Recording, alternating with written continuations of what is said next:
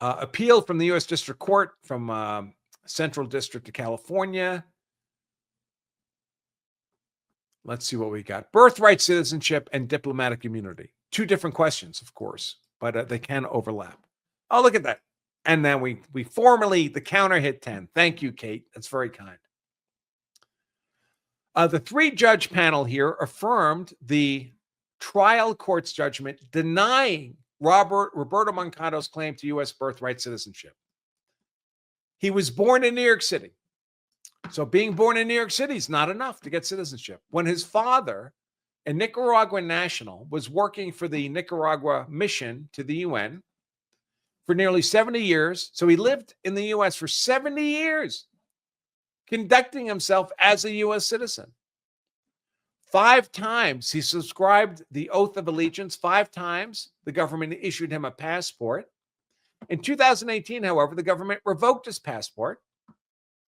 So this would have been in the first Trump administration, telling him he did not acquire birthright citizenship because his father held diplomatic immunity when Mancado was born. The 14th Amendment provides all persons born in the United States and subject to the jurisdiction thereof are citizens of the U.S. Mancado's claim depended on whether he was born subject to the jurisdiction of the U.S. or instead was immune to such jurisdiction due to his father's position. Looking at federal and international law, the panel explained that the question turned on whether President Truman received Mancado's father as an attaché or whether he served as a consul. If the father was an attaché, then the father and his family held full diplomatic immunity, meaning they were not subject to the jurisdiction of the U.S. They could be made persona non grata and ejected from the U.S., but not otherwise prosecuted. And Mancado was not a birthright citizenship. But if his father was merely a consul, then he held immunity only for official acts, and his family were subject to the jurisdiction of the U.S., and Mancado was a birthright citizenship. In the trial court, the Secretary of State produced a recently executed certification of Mancado's diplomatic immunity at birth, arguing it was conclusive and binding evidence of Mancado's lack of birthright citizenship, a lack of being subject to the political jurisdiction of the United States. The trial court declined to recognize their certificate as conclusive, but still, based on the record, held that the Secretary of State established by clear and convincing evidence that Mancado was not born a citizen. So that's the standard that was applied, not beyond a reasonable doubt, but clear and convincing evidence. Clear and convincing evidence is a burden of persuasion that's below beyond a reasonable doubt, which is the highest standard we use in the law, but above preponderance of the evidence, more likely than not. So call it like 75%. This 3-judge panel, explained that the president's reception of a person as a diplomat is conclusive under Article 2, but whether the president has in fact received a diplomat, such that the diplomat's children are not entitled to birthright citizenship, is a question about the 14th Amendment that the Constitution has charged the courts with answering. The 3-judge panel agreed with the trial court that the certificate was not conclusive evidence of non-citizenship, explaining that while a certificate may be important evidence for courts to consider in making a factual determination of whether the president received a person as a diplomat, it's not conclusive evidence to the exclusion of conflicting evidence. Just as the Supreme Court has done in similar cases, the panel considered the certificate in the context of the totality of the circumstances. The panel reviewed the conflicting evidence in the record and concluded the trial court did not clearly make an error in finding that Mancado's father held diplomatic immunity when Mancado was born. So this is worth noting. The appellate court here, this is a 3-judge appellate court panel. They're not examining this legal question de novo, like it's a blank sheet of paper, and coming to their own conclusion. They're looking at it as if they are obliged to accept the conclusion of the trial court unless it's clearly in error. They may disagree with it. They may think it's in error. They would have called it differently. But unless the trial court was clearly in error, they're going to back up the trial court. And that's very common because appellate court judges used to be trial court judges, and they don't want that job again. They want to do appellate court work. So there's going to be a lot of deference to the trial court.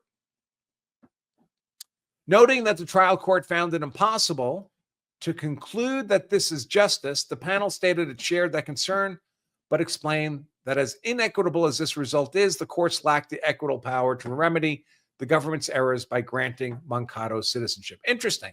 So none of these judges, not the trial judge, not the appellate judge, like the outcome here. They'd rather give this guy citizenship, but they feel they don't have the legal authority. That's nice to see. Federal judges that believe they have limited authority. All right, so that was a summary of the decision. Let's listen to the actual reasoning now.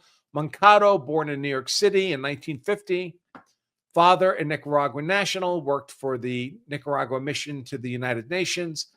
For 70 years, Moncado lived and worked as an American citizen, got a passport 5 times. The trial court said a child was born in America and told by the U.S. government that he was an American citizen, and it told him this again and again and again and again.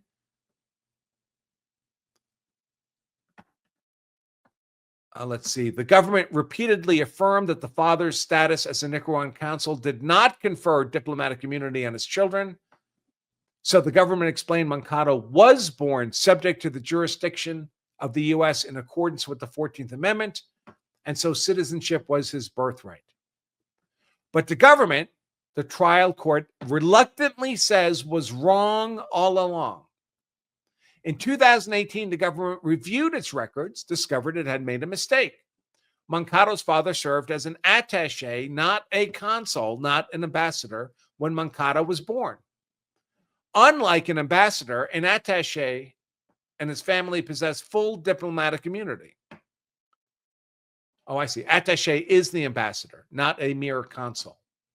The government now asserts Moncado was not born subject to the jurisdiction of the U.S., because his father was an ambassador, and therefore he's not a birthright citizenship. The government revoked his passport, told him he did not acquire U.S. citizenship by virtue of his birth here, and then he really has no right to be here in the U.S. He sued for a declaratory judgment that he is a U.S. citizen. Secretary of State responded by producing recently executed certification of his diplomatic immunity at birth. The secretary argued that was conclusive evidence he lacked birthright citizenship. The trial court declined to recognize that certificate as conclusive, but nevertheless, on the totality of the evidence, held the secretary established by clear and convincing evidence that Moncado was not born a citizen because his father was a diplomat with diplomatic immunity. And we agree, or at least we affirm the trial court's decision. It wasn't clearly wrong. We might think it's wrong on the merits, but not clearly wrong. First, the government recognized, then denied Moncado as a birthright citizenship. It's a little awkward. I wonder if he was paying income taxes all that time. Moncado was born subject to the jurisdiction of the U.S. under the 14th Amendment, unless he was born with diplomatic immunity.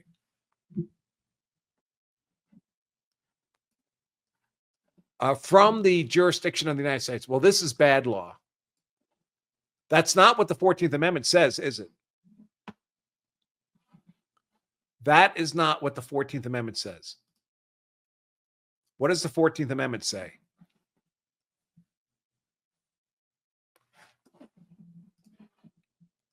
The 14th Amendment does not say that you're born subject to the jurisdiction of the United States unless your father's a diplomat. Right? I mean, we know that. We can look at it. Here it is. What it says is born in the U.S. and subject to the jurisdiction thereof. It doesn't say what qualifies you. It doesn't say that only if you're an ambassador's son, you're not subject to the jurisdiction thereof. And remember all the conversations they had about the Native American Indians. Remember that?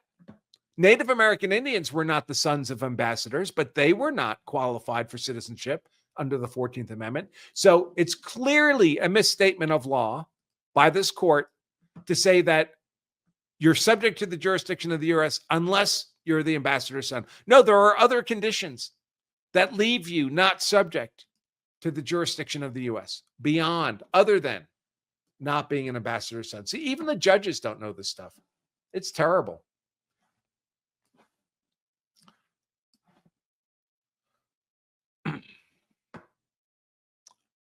If this whole thing is going to turn just on the diplomatic immunity, it's going to be pretty boring. Because this is just wrong.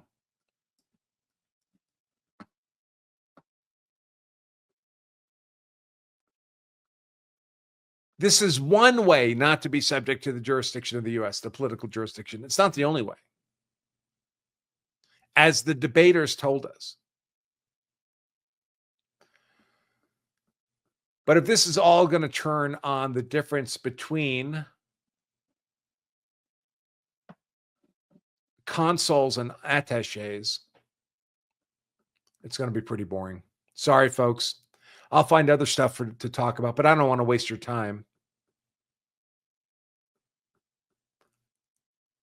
If it's not really relevant to any useful discussion. None of the illegal migrant third world invaders are going to fall within the scope of ambassadorial privilege.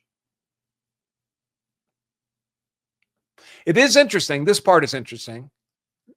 These courts are willing to take citizenship away from a guy who lived here 70 years, got 5 passports, because the underlying premise of his claim to citizenship, that he was subject to the jurisdiction thereof, turns out to be faulty. Well, applying this reason, if there's any other fault in being subject to the political jurisdiction thereof, the same would apply to people who've lived here for decades. If it turns out that being an ambassador's son is not the only way not to be subject to the political jurisdiction thereof, that being the child, say, of illegal invaders into our nation would also not leave you subject to the political jurisdiction thereof, then we have a lot of people in the U.S. who think they're citizens, just like Moncado thought he was a citizen, but in fact, they are not.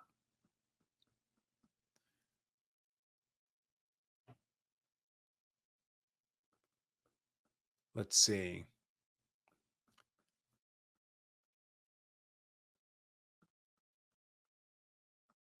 I'm looking for any, let's see. Did I see Wong Kim Ark?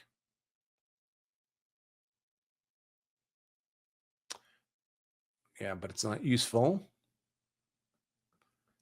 Their certificate they keep talking about consul or attaché. That doesn't matter. A person claiming U.S. citizenship bears the burden of producing substantial, credible evidence of that fact. Well, that's interesting. Okay. So the burden's not on the government to shift to disprove citizenship. The burden is on the claimant to prove citizenship. Only if the person produces credible evidence of citizenship, the burden shifts to the government to prove lack of citizenship by clear and convincing evidence. This clear and convincing burden of proof matches the gravity of the task in proceedings such as this one that may deprive a person of citizenship to which they may be rightfully entitled. Evidence of a valid U.S. passport is substantial, credible evidence of U.S. citizenship, so that would shift the burden to the state. The party stipulated Moncado was issued passports 5 times over 70 years. So the government, Secretary of State, has to show by clear and convincing evidence that he was born outside the jurisdiction of the United States. Again, this court decision is limiting itself to the context of diplomatic immunity, but that's not the only way to not be subject to the political jurisdiction of the U.S.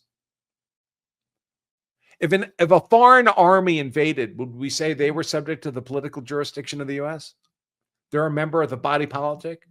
They can vote? Of course not.